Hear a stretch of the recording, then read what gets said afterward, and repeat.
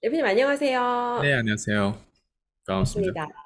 네, 대표님 오늘은 알스강 대표님이 그동안 진행했던 구하기 프로젝트에 대해서 이야기를 좀 해보려고 해요. 네, 이게 무슨 얘기인지 잘 이해가 안 되시는 분이 있을 것 같아 잠깐 설명을 드리면 제가 이제 피심 2년차 수강생이잖아요. 근데 네. 대표님께서 그동안 했던 어떤 프로젝트들이 있어요. 근데 그거를 가만히 살펴보면 다 곤경에 처한 누군가를 구하기 프로젝트를 되게 여러 번 하셨더라고요. 그래서 제가 며칠 전에 이제 피심 블로그 포스팅하면서 너무 재밌다. 그래서 이번 주에는 이 구하기 프로젝트에 대한 이야기를 해봐야겠다라는 생각을 했어요. 그래서 오늘은 그 얘기를 해보려고 하는데 제일 먼저 진행했던 프로젝트가 잃어버린 7년 구하기 프로젝트였죠.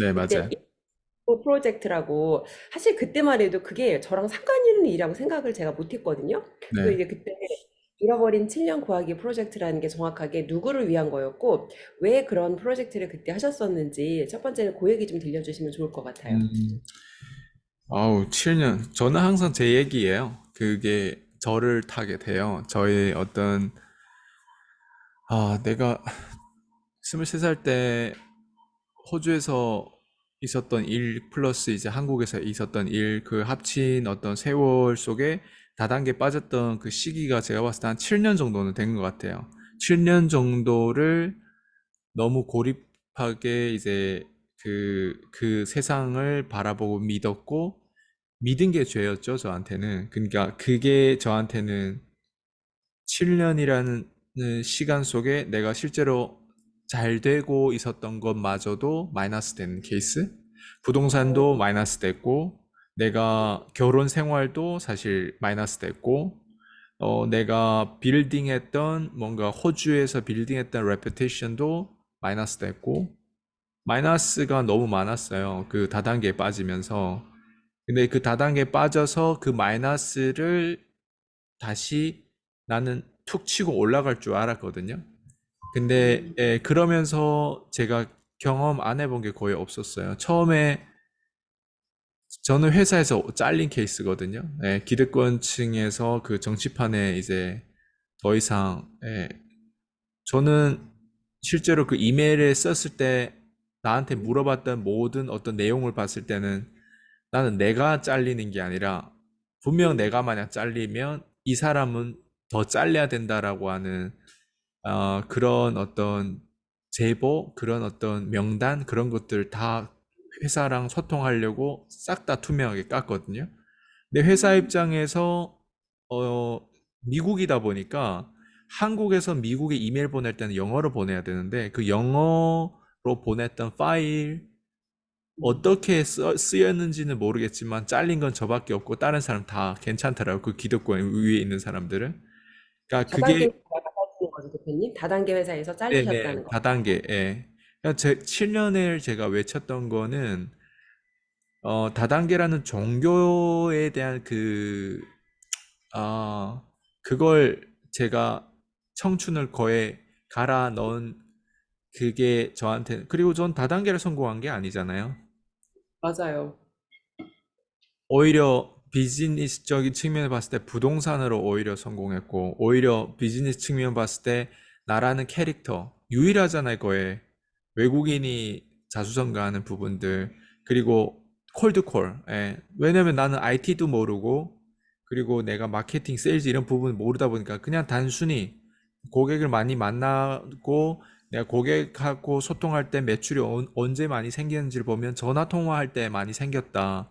근데 그거를 끊임없이 하나하나 내가 3개국으로 하다 보니까 그 어떤 멘토들의 어떤 자료라든가 이런 온라인 교육이라든가 이런 끊임없이 참석하면서 그 이제 내가 경험했던 기반으로 보여진 게 사실 왜냐면 내가 뭘 보냐에 따라서 뭐가 보이거든요. 내가 파란색 차를 운전하고 있으면 파란색 차가 많이 보이듯이 그때 저는 이 전화에 뭔가 비밀이 있다고 생각했는데 그때 이제 영상 하나 그랜카돈 영상 하나 보고 전화로 약속 잡은 그 브리핑하는 그 자기 직원의 전화를 채서 직접 2천만, 3천만 정도 되는 수주를 따는 그 모습 보면서 아, 저게 내 미래구나. 그때 이제 깨닫게 되면서, 나도 콜드콜 해야 되겠다. 처음에 콜드콜을 지인으로 상대했어요. 내 전화번호부에 있는 몇백 명 되는 사람들을 상대로 해서, 했었는데 어쨌든 스크립트라든가 이런 게 다 전문화가 돼 있는 상황이 아니라 그때는 그냥 그걸 주로 그냥 돌리는 상황이고 10배의 법칙을 적용했던 상황이었는데 10배의 법칙을 적용하면 10배의 부작용도 나와요. 네. 근데 사람들은 10배의 법칙 적용하면 나도 저렇게 될 수 있다고 사람들 착각하거든요. 10배의 법칙을 적용하면 10배의 부작용이 먼저 나오는데 그거를 핸들하는 게 사실 진짜 배움이에요. 그러니까 저는 그렇죠. 그거를 적용하다 보니까 거의 제가 전화를 해도 받아줘야 되는데 전화를 안 받고 그러다 보니까 음, 고립돼 있다 보니까 또 다른 사람들이 그 사람의 명단을 파할 때도 있고 그래서 제가 세종했을 때 그 제 제자 중에 한 분이 저보다 한 살 어린 남자가 있었는데 그 친구의 엄마가 좀 안산에서 유명해요. 그래서 그 친구의 엄마의 전화번호를 팠을 때 내가 스크립트를 주고 이걸 그대로 따라서 3분 안에 클로징 이게 톡방에 음. 초대하는 걸 해라고 이제 줬거든요. 그 친구가 아마 그 최소 500명 이상은 초대했어요. 그 톡방에. 어머니의 지인을 어머니 콜드콜로. 지인. 왜냐면 아이폰이다 보니까 이게 동기화돼 가지고 엄마의 지인이 자기 핸드폰에 저는 누구의 아들입니다. 이렇게 해가지고 전화를 우리가 해가지고 했는데 그 친구가 그리고 나서 제가 어쨌든 일을 이제 그만 제가 이제 사실 자른 케이스거든요. 그 친구. 어떤 센스 부족으로. 네.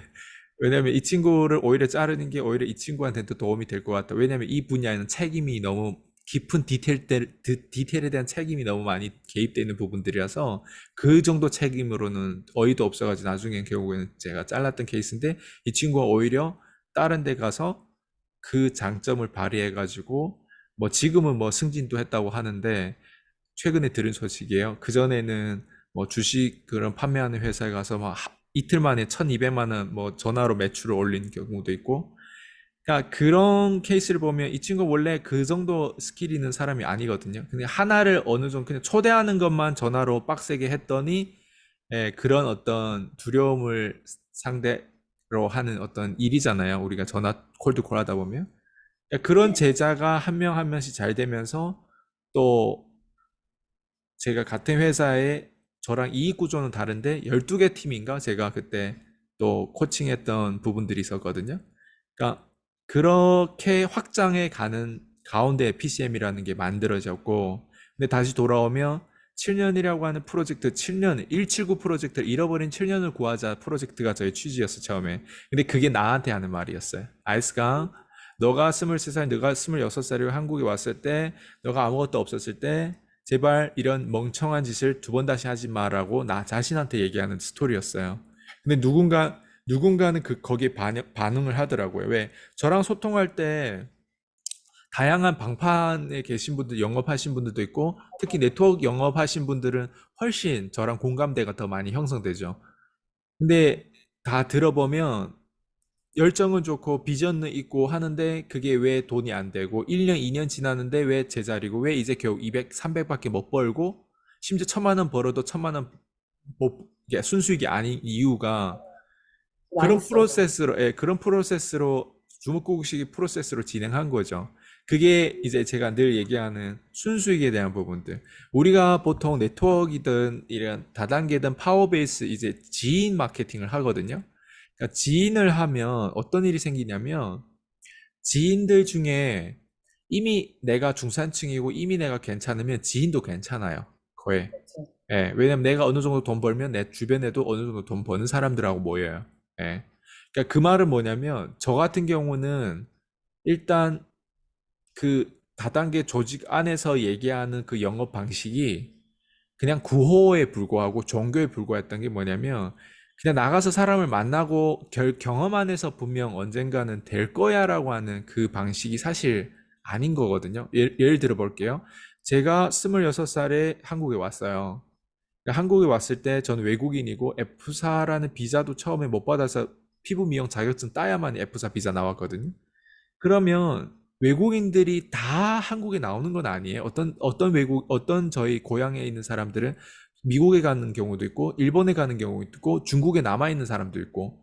그럼 인맥이라고 하는 건 다 나와도 모자란 판에 거의 한국에 나온 거 얼마 없고, 또 한국에 나와서 새롭게 개척해야 되는 상황인데, 저는 그래서 이메일을 다 보내봤어요. 한국에 나온 사람들, 내 동창이 두고, 뭐, 100 얼마를 보내는데 한 명인가 두 명인가 딱 연락 왔더라고요. 한 명은 실제로 만나자. 그리고 한 명은 어 그냥 응원한다는 메시지가 왔고 나머지는 답장도 없더라고 개새끼들. 네. 자, 동창도 뭐 다 그런 것 같아 내가 봤을 때. 내가 처음으로 서포트한. 근데 20대는 뭐 알겠어요 다들. 예, 근데 그런 게 있어요. 다들 돈 없고 20대 돈이 없잖아요. 돈 없고 하다 보니까 열정은 많았고 하라는 데는 다 시켜서 했는데 이게 돈이 그렇다고 해서 안 벌리는 게 아니에요. 돈을 100만 음, 원 벌 수도 있어 한 달에. 내가 만나는 만큼 결과는 나와. 100만 원 벌려고 그거 하는 건 아니잖아요. 근데 난 그때 100만 원 벌어도 상관없었어. 근데 100만 원 벌면요. 100만 원 최소 100만 원 이상 써요. 120만 원 써요.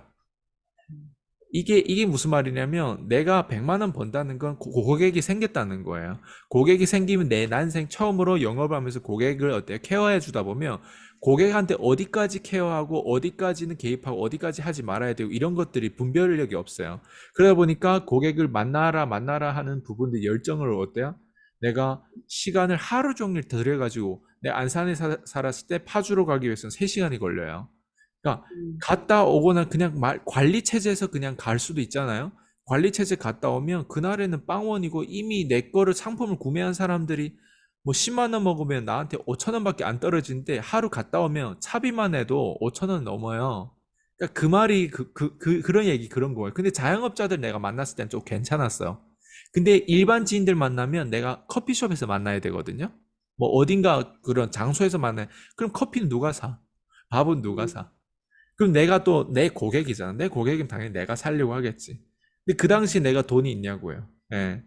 그래서 가족의 희생이 좀 있었어요, 초반에는. 근데 그 가족의 희생이 해피엔딩으로 끝나면 괜찮은데, 저의 해피엔딩은 오히려 제가 겪었던 상처와 이런 어떤 부작용들을 꺼내면서 이걸 하지 말아야 너희들 오히려 돈을 절약할 수 있다. 그래서 내가 제안하는 게 콜드콜이다. 이런 식으로 사실은 제안을 냈고, 그리고 그걸 통해서 결과를 한 명 한 명씩 내고, 또 그 중에서 또 이게 고객들도 처음부터 먹튀할 생각하고 나랑 함께 하는 건 아니에요.